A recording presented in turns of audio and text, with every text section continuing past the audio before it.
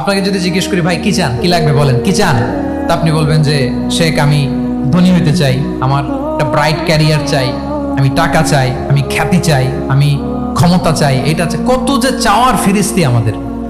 আপনি একটু একটা ক্যান্সার হসপিটালে জানতো, ক্যান্সারের 3rd স্টেজে চলে আসছে, ধুকে ধুকে লাস্ট স্টেজে চলে আসছে। আপনার তো অনেক কিছু চাই, আপনি ওকে একটু জিজ্ঞেস করেন যে ভাই আপনি কি চান।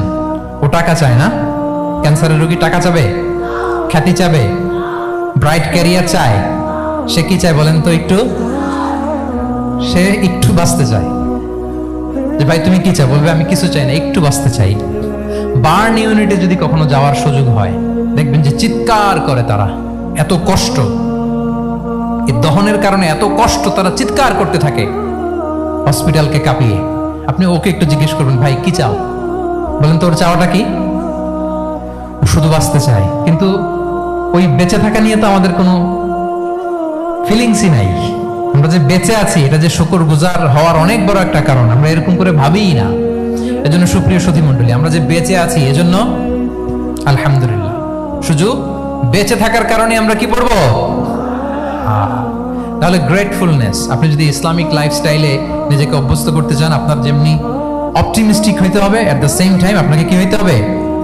গ্রেটফুল হইতে হবে। 7 নম্বরে তাওয়াক্কুল। Put your trust on Allah because only He can help you, only He can protect you. And when you put your trust on Allah, you are in a divine shield. আপনি যখন আল্লাহর উপর নিজেকে ন্যস্ত করেন, আপনি একটা ডিভাইন, একটা প্রোটেকশনের ভিতরে থাকেন। বিশ্বাসীরা কি করে? আল্লাহর উপর ভরসা করে। কি করে? কার উপর? তদবিরের উপর, লবিং এর উপর, মামা চাচা। তাহলে আল্লাহর উপর ভরসা হবে। কার উপর? ফাইদা আযামতা ফাতাওয়াক্কাল আলাল্লাহ। আল্লাহর উপর ভরসা করব। এমনকি ঘর থেকে বের হওয়ার সময় রাসূল সাল্লাল্লাহু আলাইহি ওয়াসাল্লাম আমাদেরকে বলেছেন আল্লাহর উপর তাওয়াক্কুল করো। আমরা কি দোয়া পড়ি বলেন তো ঘর থেকে বের হয়ে? বিসমিল্লাহি তাওয়াক্কালতু আলাল্লাহ। এই তাওয়াক্কুল নিয়ে আমাদের অনেক মিসকনসেপশন আছে। আমাদের মধ্যে একটা প্রবণতা আছে, অনেকে বলে যে যা হবে হবে, আল্লাহ ভরসা। বলে যে যা হবে হবে, কি ভরসা? কথা বলতে হবে তো আমার সাথে। আপনারা কি বোরিং হচ্ছেন? ওরে আল্লাহ, অনেক রাত হয়ে গেছে, তো শেষ করে দেই তাহলে। আর কয়েক মিনিটের মধ্যে শেষ করবো ইনশাআল্লাহ। তাহলে অনেকের মধ্যে একটা প্রবণতা আছে, তারা বলে যে যা হয়েছে হয়েছে, কি ভরসা? যা করে আল্লাহ, আল্লাহ ভরসা। এটা it's not the concept of তাওয়াক্কুল। এটা তাওয়াক্কুল নয়। ইসলামে তাওয়াক্কুল is always at the second step. The first step is your effort. প্রথমে আপনি চেষ্টা করবেন, এরপরে আপনি আল্লাহর উপর তাওয়াক্কুল করুন। কিছু না করে যদি বলেন আমি আল্লাহ ভরসা, এটা আল্লাহ ভরসা হয়েছে? এটা আপনার মন গড়া একটা কথা হয়েছে, কিন্তু এটা তাওয়াক্কুল হয়? আমাদের অনেকে অলসতা, অকর্মণ্যতা, অপারগতা, হীনমন্যতা এগুলোর তাওয়াক্কুল বানায় ফেলাইছে। হাত গোটায় বসে থাকবে, কাজ করবে না, অলস, আর বলে কি আল্লাহ ভরসা। রিজিকের মালিক আল্লাহ, কিছু করবে না আর বলে আল্লাহ ভরসা। প্রিয় ভাইরা, রাসূল সাল্লাল্লাহু আলাইহি ওয়াসাল্লাম তিনি অলসতা, অকর্মণ্যতা, হীনমন্যতা, কাপুরুষতা, ভীরুতা এগুলো থেকে আল্লাহর কাছে পানাহ চেয়েছেন। নিজের সাধ্যের সবটুকুন তিনি করেছেন, তারপরে আল্লাহ ভরসা করেছেন। এবং পাখিকে ইসলামে তাওয়াক্কুলের মডেল বানানো হয়েছে। রাসূল সাল্লাল্লাহু আলাইহি ওয়াসাল্লাম বলেন লাউ আন্নাকুম তাতাওয়াক্কালুনা আলাল্লাহি হাক্কা তাওয়াক্কুলিহি লা রাযাকাকুম কামা ইয়ারযুকুত তুয়ুর তাগদু খিমাসান ওয়া তারুহু বিতানান। মানে তোমরা যদি পাখির মতো তাওয়াক্কুল করো, তাহলে পাখিকে আল্লাহ যেমন রিজিক দেয় তোমাদেরকেও রিজিক দিবে। পাখি কি করে বলেন তো? প্রতিদিন সকালবেলায় ওর ঘরের ভিতরে বসে বলে যে আল্লাহ ভরসা। বলে? বরঞ্চ কি করে সে? সকাল সকাল কিচির মিচির রবে, দিক দিগন্ত মাতিয়ে সে বের হয়ে যায়, সারাদিন ঘুরতে থাকে। তাহলে খালি পেটে সকালবেলায় পাখিগুলো বের হয়ে যায়, আকাশে বাতাসে ছুটে বেড়ায়, আর বিকেল বেলায় ওদর ফুর্তি করে প্রতিটা পাখিকে তার নিড়ে ফিরিয়ে দেয় কে? আপনারা তো বোঝা অনেক সহজ। আপনাদের জাহাঙ্গীরনগর এটা তো নাকি পাখিদের অভয়ারণ্য শুনলাম আমি, কখনো আসা হয়নি আমার, দিনের বেলা আসা দরকার ছিল, তাহলে আপনাদের ক্যাম্পাস বিউটি আমি দেখতে পেতাম। তো পাখি কিন্তু বসে থাকে না, সকালে কি করে? খালি পেটে পাখিগুলো বেরিয়ে যায়, ওরা ওদের রোল প্লে করে, চেষ্টা করে, এরপরে বিকেল বেলা ওদর ফুর্তি করে তাদেরকে নিড়ে ফিরিয়ে দেয় কে? তাহলে পাখিকে তাওয়াক্কুলের মডেল বানানো হয়েছে। আপনি হাত গুটিয়ে বসে থেকে বললেন আল্লাহ ভরসা, এটা হয়েছে? আপনি আপনার সর্বোচ্চটুকুন চেষ্টা করবেন, সব করার পরে এরপরে আপনি বলবেন আল্লাহ ভরসা। তাহলে তাওয়াক্কুল হলো প্রথমে যে কোনো জিনিস অ্যাচিভ করার জন্য পরিকল্পনা করা, তারপর সে পরিকল্পনা বাস্তবায়নের উপায় বের করা, তারপর বিভিন্ন উপায় উপকরণের সাহায্য নিয়ে সেটা অ্যাচিভ করার জন্য প্রাণান্তকর প্রচেষ্টা চালিয়ে যাওয়া, অবশেষে ফলাফলের জন্য কার উপর নির্ভর করা। দিস ইজ কল্ড তাওয়াক্কুল। এখন আমি কিছুই করলাম না, বললাম যে যা করে আল্লাহ, তাওয়াক্কুল হয়েছে তো না? আমাদের সমাজে দুইটা ধারণা, কেউ কেউ বলে আরে আমি তো সব করব, তাওয়াক্কুলের দরকার কি? Absolutely wrong. আবার অনেকে মনে করে আল্লাহই সব করে দিবে, এটাও absolutely wrong. The concept of Islam is in between this two extreme lines. এই দুইটার মাঝখানে হচ্ছে তাওয়াক্কুল। তাহলে তাওয়াক্কুলের মেকানিজম হচ্ছে আমার সাধ্যের সবটুকুন আমি করব, তারপরে আল্লাহর সাহায্য আসবে, সেজন্য আমি তাওয়াক্কুল করব। আপনারা মুসা আলাইহিস সালামের ঘটনা জানেন। উনি যখন বনী ইসরাইলকে নিয়ে লোহিত সাগরের সামনে আসলেন, ফেরাউন তার সৈন্য নিয়ে ধাওয়া করলো, আল্লাহ তাআলা সাথে সাথে কি রাস্তা বানাই দিলেন নাকি? সাগরের মাঝখানে না। আল্লাহ বললেন আনিদ্রিব বিআসাকাল বাহর, লাঠি দিয়ে একটা বাড়ি মারো সাগরে।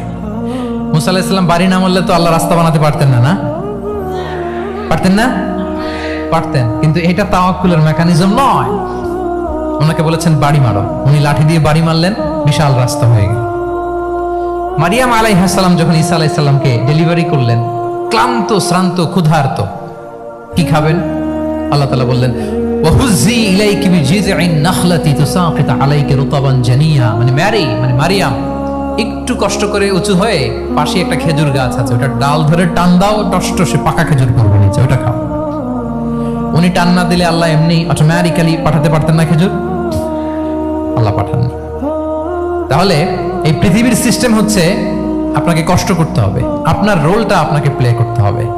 ইসলামে তাওয়াক্কুল is always at the second step, the first step is your effort. আপনাকে চেষ্টা করতে হবে, তারপরে আপনি তাওয়াক্কুল করবেন, তাহলে এটা প্রপার তাওয়াক্কুল হবে। তাহলে এখন থেকে হাত গুটিয়ে বসে থেকে আল্লাহ ভরসা বলবেন? আমরা এটা ভুল করে ফেলি। রাসূল সাল্লাল্লাহু আলাইহি ওয়াসাল্লাম, ওনার কাছে আল্লাহর সাহায্য আসতো, জিবরিল আলাইহিস সালামও আসতো, তারপরেও কখনো তিনি নিজের ভাগ্য আল্লাহর হাতে ছেড়ে দিতেন না। আমাদের মতো যা করে আল্লাহ ভরসা বলে কখনো নিজের ভাগ্য আল্লাহর হাতে ছেড়ে দিতেন, বরং নিজের সাধ্যের সবটুকুন দিয়ে তিনি চেষ্টা করতেন। তারপর তিনি ভরসা করতেন কার উপর? আপনি হিজরতের ঘটনাটা দেখেন। আল্লাহ যেদিন বললেন যে আজ রাতেই তুমি আর আবু বকর হিজরত করো, রাসূল সাল্লাল্লাহু আলাইহি ওয়াসাল্লাম ওই দিন দুপুরবেলা আবু বকর রাদিয়াল্লাহু তাআলা আনহুর ঘরে গেলেন। তিনি কখনো দুপুরবেলা বেরোন না, তিনি কখনো মাস্ক পরে বেরোতেন না। সেদিন তিনি মাস্ক পরে বেরোলেন, খারাজা মুতাকান্নিয়ান, মুখ ঢেকে বেরোলেন। আবু বকর রাদিয়াল্লাহু তাআলা আনহুর ঘরে যেয়ে বলেন, আবু বকর আখরিজ মান ফিল বাইত, ঘরে যারা আছে বের করে দাও, প্রাইভেট আলাপ আছে। আবু বকর রাদিয়াল্লাহু তাআলা আনহু বলেন, ইয়া রাসূলুল্লাহ, আসমা আর আয়েশা একজন তো আপনার পরিবার আর একজন তার বোন, আমরাই তো, বলেন। রাসূল সাল্লাল্লাহু আলাইহি ওয়াসাল্লাম আশ্বস্ত হলেন, বললেন যে আজ রাতেই আমরা হিজরত করব। আজ রাতেই। মক্কা থেকে মদিনা হচ্ছে উত্তর দিকে, কোন দিকে? আপার নর্থ। তিনি মক্কা থেকে মদিনায় হিজরত করবেন উত্তরে, কিন্তু তিনি বের হলেন দক্ষিণ দিক দিয়ে, শত্রুর চোখে ধুলি দেওয়ার জন্য। দেখেন, দিনের বেলা বেরোলেন না, রাতে বেরোলেন। দেখেন, একটার পর একটা প্রিকশন। দুপুরে বেরোলেন, চেহারা ঢেকে বেরোলেন, প্রাইভেসি মেনটেন করলেন। ডেস্টিনেশন এদিকে, বের হলেন এই দিক দিয়ে, সবার চোখের অন্তরালে তিনি বের হলেন। এবং তিনি আবু বকর রাদিয়াল্লাহু তাআলা আনহুকে বললেন, সবাই যেই পথে মদিনা যায় আমরা কিন্তু ওই পথে যাব না, ক্যারাভানগুলো যেই পথে যায় ওই পথে না, সাওয়াহিলি একটা আনইউজুয়াল রুট ধরে আমরা যাব, সাগরের পার ঘেঁষে ঘেঁষে, যাতে ওরা বুঝতে না পারে। এই জন্য আবু বকর রাদিয়াল্লাহু তাআলা আনহু একজনকে ভাড়া করলেন, আব্দুল্লাহ ইবনে উরাইকেত নামে, যে আনইউজুয়াল রাউটটা চিনে, যে সাগরের পাশ ঘেঁষে চলে যাওয়া পথ দিয়ে মক্কা থেকে রাসূল সাল্লাল্লাহু আলাইহি ওয়াসাল্লামকে মদিনায় পৌঁছায় দেবে। দুইটা ওট তিনি 2 মাস ধরে এটাকে নার্চারিং করে রাখলেন। 3 দিন আবু বকর রাদিয়াল্লাহু তাআলা আনহু এবং রাসূল সাল্লাল্লাহু আলাইহি ওয়াসাল্লাম গারে সাউরে অবস্থান করলেন 3 দিন, যাতে করে বুঝতে পারেন যে মক্কায় তাদের ব্যাপারে কি বলা হয়। এবং আবু বকর রাদিয়াল্লাহু তাআলা আনহুর ছোট্ট ছেলে আব্দুল্লাহকে অ্যাসাইন করা হলো যে, আব্দুল্লাহ, তুমি তো ছোট মানুষ, তুমি প্রতিদিন মক্কার বাজারে যেয়ে শুনবা যে আমাদের ব্যাপারে কুরাইশরা কি বলে। নিশ্চয়ই তারা তন্ন তন্ন হয়ে আমাদেরকে খুঁজবে, না পেয়ে ওরা কি কি পলিসি নেয় এটা এসে আমাদেরকে জানাবা। সুবহানাল্লাহ। ছোট্ট আব্দুল্লাহ মক্কার বাজারে কে কি বলে শুনে গোয়েন্দার মতো করে, স্পাইয়ের মতো করে সে তথ্যগুলো নিয়ে, খাবার নিয়ে গারে সাউরে প্রতিদিন ইনফরমেশন পাস করে আসতো, আবার খাবার দিয়ে আসতো। আচ্ছা বলেন তো, এই ছোট্ট আব্দুল্লাহ যেই পথে যায়, মরুভূমির উপরে তার ফুটপ্রিন্ট আছে না? আব্দুল্লাহর ফুটপ্রিন্ট। তো কোরাইশরা তো তন্ন তন্ন হয়ে রাসূল সাল্লাল্লাহু আলাইহি ওয়াসাল্লামকে খুঁজতেছে, ডানে বায়ে সামনে পেছনে সব জায়গায়। তারা যদি আব্দুল্লাহর ছোট্ট পায়ের ছাপ পায় আর সেটাই যদি ফলো করে, তাহলে ডিরেক্টলি তারা কোথায় যেয়ে পৌঁছবে? রাসূল সাল্লাল্লাহু আলাইহি ওয়াসাল্লামের কাছে, গারে সাউরে। আল্লাহ রাসূল সাল্লাল্লাহু আলাইহি ওয়াসাল্লাম কি করলেন? আবু বকর রাদিয়াল্লাহু তাআলা আনহু কি করলেন? আমির ইবনে ফুহায়রা নামে আরেকটা লোককে অ্যাসাইন করলেন যে 3 দিনের জন্য আব্দুল্লাহ যখন তথ্য নিয়ে খাবার দিয়ে চলে যাবে, আমির ইবনে ফুহায়রা, তোমার কাজ হচ্ছে যেই পথ দিয়ে আব্দুল্লাহ হেঁটেছে এই পথ দিয়ে তুমি আমাদের ছাগলগুলোকে একটু চড়াই দিবা। তাহলে ওখানে ওই বাচ্চার আর ফুটপ্রিন্ট থাকবে না, ওই ছাগলগুলোর পায়ের ছাপ থাকবে।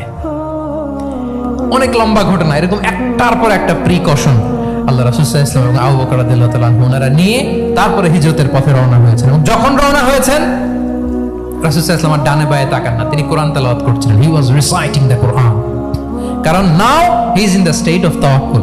এখন তিনি তাওয়াক্কুল করতেছেন। তাহলে বলেন তো, তাওয়াক্কুল কি শুরুতে না শেষে? তারপরে কতটা শেষে? আপনার চেষ্টা, আপনার তদবির, আপনার লবিং, আপনার এফর্ট, আপনার সাধ্যের নাগালে থাকা সব কিছু উজাড় করে দেওয়ার পরে আপনি বলবেন তাওয়াক্কালতু। আমরা করি কি? আমরা কি করি? আল্লাহ ভরসা। ভাই কি প্ল্যান আপনার? হুজুর আল্লাহ ভরসা। এবার বলেন, এটা হয়েছে? এটা কি আসলে দ্য প্রপার কনসেপ্ট অফ তাওয়াক্কুল হয়েছে প্রিয় ভাই এবং বোনেরা? হয় নাই। কারণ তাওয়াক্কুল is always at the second step. The first step is your effort. আপনি আপনার সাধ্যের সবটুকু করবেন, তারপর কি করবেন? ক্লিয়ার? সব শেষ। কথা হচ্ছে, আপনি যদি ইসলামিক লাইফস্টাইল মেনটেন করতে চান, আপনাকে উম্মাহ সেন্ট্রিক অ্যাটিটিউডের অধিকারী হতে হবে। উম্মাহ সেন্ট্রিক।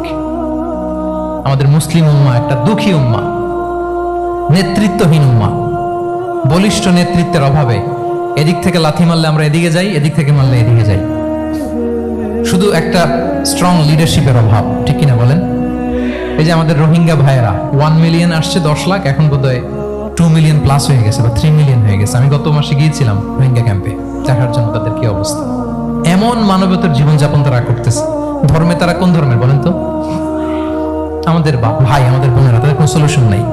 কাশ্মীরের ভাই বোনদের কি অবস্থা দেখেন তো। আর গাজার অবস্থা নাই বা বললাম।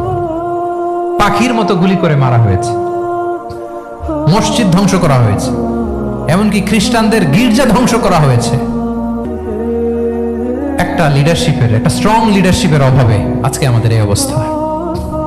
এজন্য আপনি যদি ইসলামিক লাইফস্টাইলের কথা বলেন, অফকোর্স আপনাকে উম্মাহ সেন্ট্রিক মেন্টালিটির হতে হবে। এই দুঃখী উম্মাকে নিয়ে আপনার প্রজেক্ট থাকতে হবে। আমরা আমাদের নিজেদের শক্তি, সম্ভাবনা, ঐতিহ্য এগুলো একেবারে ভুলতে বসেছি। আমরা যে যোদ্ধা ছিলাম, আমরা যে বিজয়ী ছিলাম, আমরা বেমালুম ভুলেই গিয়েছি। জ্ঞান বিজ্ঞানে একসময় আমরা লিড দিয়েছি, ঠিক কিনা বলেন? আমাদের জাবের ইবনে হাইয়ান ছিল, আমাদের আল বিরুনি ছিল, আমাদের আল ইদ্রিসি ছিল, আমাদের আল ফারাবি ছিল। এই নলেজ এখন ওয়েস্টে ট্রান্সফার হয়েছে, সেই নলেজ আবার ট্রান্সফার হয়ে আমাদের করতলগত একদিন হবে ইনশাআল্লাহ। তো এই প্রজেক্ট তো আমাদের নাই। একদিন যে আমাদের হাতে আসবে, হুজুর আল্লাহ ভরসা নাকি? শুধু আল্লাহ ভরসা বলে বসে থাকলে হবে? সেলফ সেন্টার্ড হওয়া যাবে না, উম্মাহ সেন্ট্রিক আমাদেরকে হতে হবে। উম্মার জন্য আপনার হৃদয়ে একটা দরদ থাকতে হবে। অন্যের জন্য কাজ করার একটা মেন্টালিটি আমাদের গ্রো করতে হবে। যারা অন্যের জন্য করে তারা জানে যে এটাতে কি সুখ, কি মজা। আপনি অন্যকে দান করে দেখেন, একটা সুখানুভূতি আপনার মধ্যে কাজ করবে। এবং রাসূল সাল্লাল্লাহু আলাইহি ওয়াসাল্লাম বলেন, আল্লাহু ফি আউনিল আবদি মা দামাল আবদু ফি আউনি আখিহি। আল্লাহ তাআলা ততক্ষণ পর্যন্ত বান্দার সাহায্যে থাকে, ওই বান্দার, যতক্ষণ পর্যন্ত এই বান্দা তার ভাইয়ের সাহায্যে থাকে। এজন্য আমাদের প্রতিটি কাজে, পদক্ষেপে আমাদের নির্যাতিত ভাইয়েরা যেন তারা আমাদের চিন্তায় থাকে, তারা যেন আমাদের দোয়ায় থাকে, আমাদের সহযোগিতায় থাকে। এবং উম্মাহর জাগরণে যেন নিবেদিত হয় আমাদের সকল এফর্ট, সকল প্রজেক্ট, সকল প্রচেষ্টা। কি পারা যাবে কিনা বলেন? উম্মাহর জন্য এরকম স্যাক্রিফাইসিং মেন্টালিটি আমাদের থাকার দরকার আছে না নাই বলেন? তাহলে উম্মাহ সেন্ট্রিক মেন্টালিটি আমাদের করতে হবে সম্মানিত সুধীমণ্ডলী। তাহলে ইসলামিক লাইফস্টাইল নিয়ে যদি আমরা কথা বলি, আমাদের উম্মাহ সেন্ট্রিক হওয়ার কোনো বিকল্প নাই। আমি যদি পুরো আলোচনার সামারি করি তাহলে বলতে হবে, শুরুতে আমি যেটা বলেছিলাম যে এখানে পিক অ্যান্ড চুজ করে ইসলামিক লাইফস্টাইল অ্যাডাপ্ট করার আমাদের কোনো সুযোগ মনে আছে? যেই কথা দিয়ে শুরু করেছিলাম, পিক অ্যান্ড চুজ করা যাবে মন মতো না, পুরোটাই মানতে হবে। এবং 8টা মোস্ট লাইকলি 8টা core values of Islamic lifestyle আমি আপনাদের সাথে শেয়ার করেছি। একটু যদি রিকল করি, 1 নম্বরে কি বলেছিলাম বলেন তো? হালাল, হালাল মেনটেন করতে হবে, হারামের সাথে আমাদের কোনো সম্পর্ক। 2 নম্বরে প্রোডাক্টিভিটি। 3 নম্বরে ফিতরা বেসড লাইফস্টাইল হতে হবে। 4 নম্বরে মডেস্টি। 5 নম্বরে হতাশ হওয়া যাবে না, মনকে তুমি বুঝিয়ে বলো আল্লাহ আছেন আমার সাথে, অপটিমিজম। তারপরে আল্লাহর উপর ভরসা করা, গ্রেটফুলনেস। 7 নম্বরে কোনো কিছু না করে, হ্যাঁ, সবকিছু করার পরে, মাশাআল্লাহ, অ্যাবসলিউটলি রাইট আনসার। সবকিছু আমার সাধ্যের সবটুকুন করার পরে কি করব? কার উপর তাওয়াক্কুল করব এবং আমরা উম্মাহ সেন্ট্রিক চিন্তা লালন করব, উম্মাহ কেন্দ্রিক। পারা যাবে তো? এই কোর ভ্যালিউজ গুলো যদি আপনি মেনটেন করেন, this would be the Islamic lifestyle. সম্মানিত সুধী, ইসলাম আমাদেরকে যে লাইফস্টাইল প্রেসক্রাইব করেছে, সেই প্রেসক্রাইব লাইফস্টাইলে আমাদেরকে সাবস্ক্রাইব করতে হবে। এর বাইরে মুসলিমের কোনো লাইফস্টাইল থাকতে পারে? এর বাইরে অন্য কোনো লাইফস্টাইল আল্লাহর কাছে গ্রহণযোগ্য হতে পারে? আল্লাহ তাআলা আমাদের সবাইকে কথাগুলো বোঝার ও আমল করার তৌফিক দান করুন। সম্মানিত সুধী মণ্ডলী, আমি আবারও পাঠশালাকে শুকরিয়া জানাই, বিশ্ববিদ্যালয় কর্তৃপক্ষকে শুকরিয়া জানাই, এবং দীর্ঘ 1 ঘন্টারও বেশি সময় ধরে আপনারা যারা এই লম্বা আধুনিক যুগে ইসলামিক লাইফস্টাইল শিরোনামের এই সেমিনারে অংশগ্রহণ করলেন, আপনাদের সবাইকে আবারও প্রাণ ঢালার শুভেচ্ছা এবং অভিনন্দন জানিয়ে আমার আলোচনা এখানেই আমি শেষ করছি। হাদা মা ইনদি ওয়াল ইলমু ইনদাল্লাহি আলাইহি তাওয়াক্কালতু ওয়া ইলাইহি উনীব। আসসালামু আলাইকুম ওয়া রাহমাতুল্লাহি ওয়া বারাকাতুহু।